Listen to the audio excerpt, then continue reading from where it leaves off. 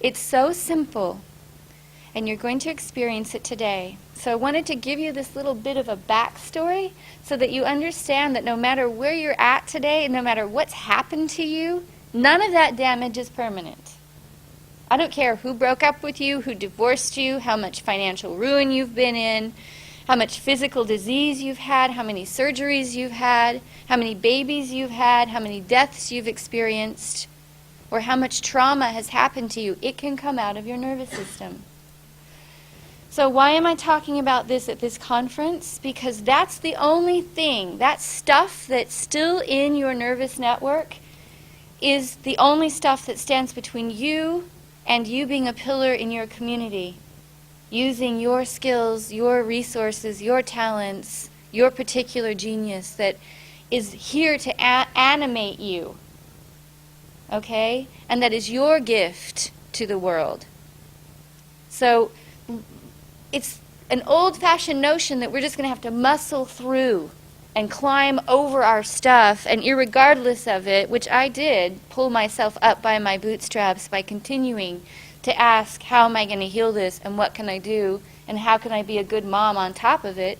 But it's hard, because every day you have to pull yourself over that same mountain again and again. And usually it comes up at night, when you don't have as much support, right? So even things that we do for addictions are a cover-up for this pain. So you want to heal an addiction? Heal the pain that started the addiction. Your addiction falls off like an old Band-Aid because there's nothing underneath it that you're trying to suppress. So this technique works on all of that stuff. It works for veterans. It works for PTSD. If I can take a guy who's just gotten out of the military and had to shoot up a bunch of people and feels really sick inside about the whole experience and feels ripped off because he's not feeling more like a man like he thought he would from being in the military, but now he feels like a murderer. And nobody wants to be around him, and he's so angry. And I can take him, and in a matter of hours, depending on how many hours he wants to work, but it could take 5 hours, it could take 10 hours, maybe broken up into small sessions, maybe in just one session. But that PTSD can come out of his nervous system, and he can be a good daddy. He can be a loving husband, and a gentle, kind, noble person. And his nobility, his willingness to put his life on the line is what took him into that, right? So now he can use that noble warrior strength to do something else with. We can recycle these perfectly good human beings into the upgraded version that you were born to be. And we are that crossover generation. We have these beautiful indigo children coming in, and we're the bridge between the funky old paradigm that is dying, that we are still carrying in our heads, and the new paradigm that these kids are like, hey, what problem? I'm ready for it. Okay, so anyone who's been enculturated needs to know how to do this. So I'm going to show you today so that you have a practical hands-on demonstration, and it's not just me telling you about something great, but you can experience it in your own body. So I'm going to ask you to focus on what feelings come up for you when you think about being the person standing up here, or the person who's holding community space at your house, or the person who's putting their invention out there, or whatever it is that you know when you ask your heart, what am I supposed to do on this earth? And your heart answers some huge thing that you go, oh my gosh, me? Are you sure you have the right person? Right? So think about what it is that you would like to improve. And maybe you don't want to be the leader of it, but you want to be the collaborator in that project. When we say leader, we're talking about initiative, consistency, persistence, and some optimism mixed together. So ask yourself what it is, what am I here to do on this earth? And it's okay if it's not the thing, it may be just a piece of the thing, whatever it is that comes in for you today.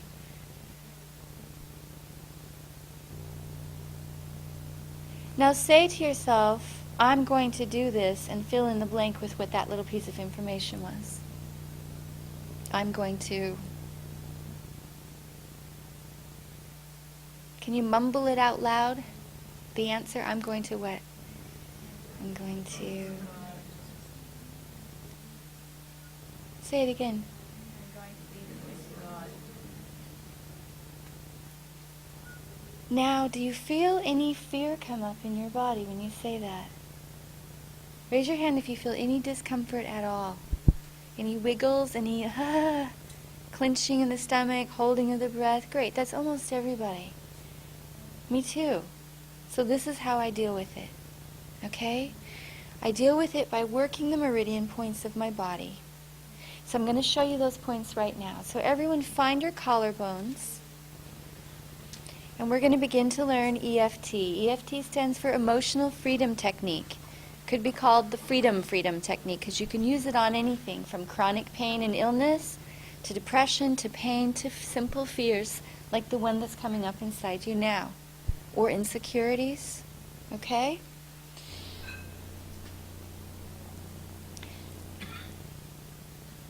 So finding your collarbones, drop underneath them and feel around in the top of your chest for anything that feels sore. I want you just to press around and see if you can find a little sore spot in here somewhere. Can you find that kind of tender spot in the front of your chest? Somewhere in your upper pecs?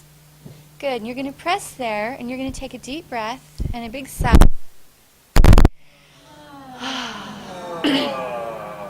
Because energy travels on sound and breath, and it travels along electrical meridians in your body. And what I'm going to teach you now is how to flush your electrical system by gently jiggling the wires, your meridians, where you're most conductive, which is towards the end of the meridian.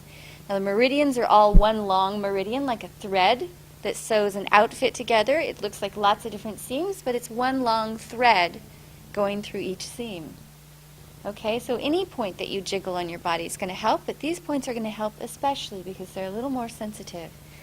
Tap the beginning of your eyebrows, right the front of your eyebrows where they start to get fuzzy. Good.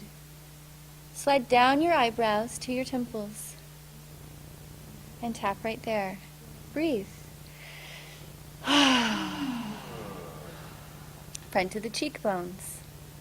So right now, you've been stimulating points that affect a circuit, not just an organ, but a whole circuit, including your bladder, your gallbladder, and your stomach.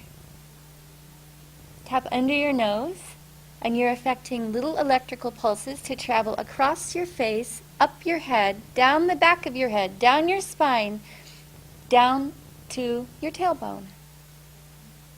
Tap under your lips. Now we're affecting pulses that go down the conception vessel, which is a whole band of energy that goes down the front side of your body to meet the one that wraps around your tailbone, right underneath your genitals.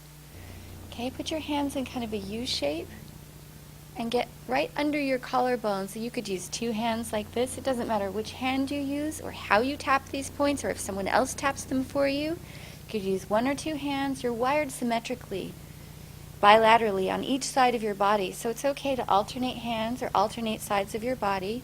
You're going to tap right under your collarbones. There's a little divot here between the first rib and the collarbones. Okay? Good. Tap down to your sternum. Breathe. Make some sound.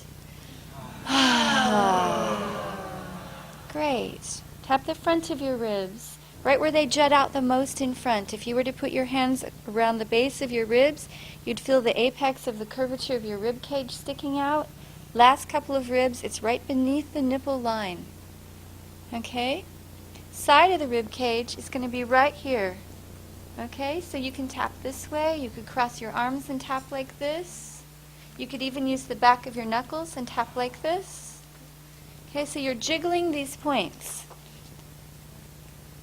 Inside of the wrist, I want you to tap right here, right across the wristband. So if you were wearing a wristband, you'd go straight across, making sure that you get this wrist bone. This is the bone that moves back and forth when you move your wrist, so make sure you get on that wrist bone. So what you were just doing on the rib cage was clearing the liver, the gallbladder again, and this is a heart point and pericardium point. Okay, this is the same stuff that acupuncturists use, and they stick a little piece of conductive wire in it to force a spark to jump and to heat.